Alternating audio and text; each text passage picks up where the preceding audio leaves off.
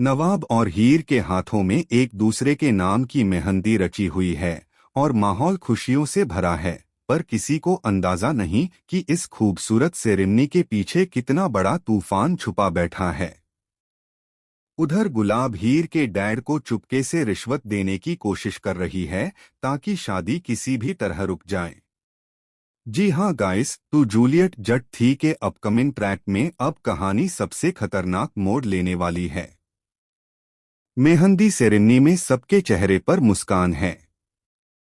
हीर के हाथों में नवाब का नाम चमक रहा है और नवाब के हाथों में हीर का नाम उतनी ही खूबसूरती से बस चुका है जैसे दोनों की किस्मतें एक दूसरे में सिमट गई हों। लेकिन इस चमकती मेहंदी की परतों के नीचे एक ऐसा प्लान पक रहा है जिसकी गूंज पूरे खानदान को हिलाकर रख देगी।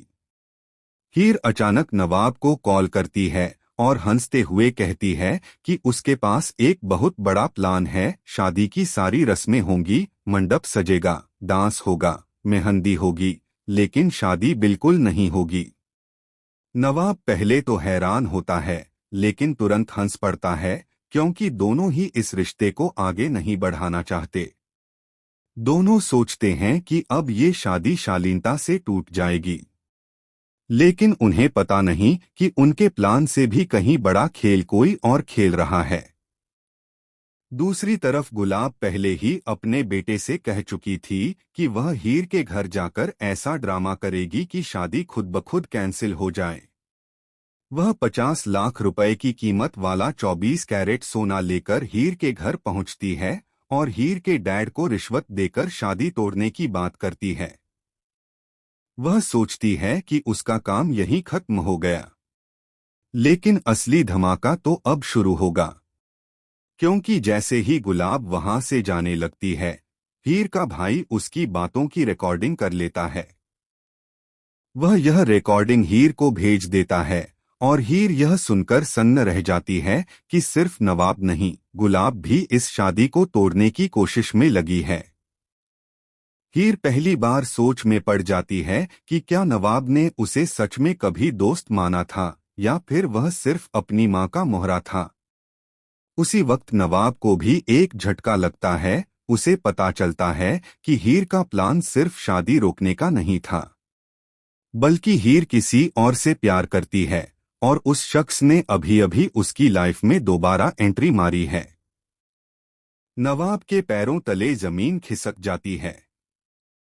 वह हीर को कॉल कर पूछता है कि क्या यह सच है, लेकिन हीर कॉल काट देती है। रात के समय अचानक हवेली में बिजली चली जाती है और अंधेरे में किसी के चीखने की आवाज आती है।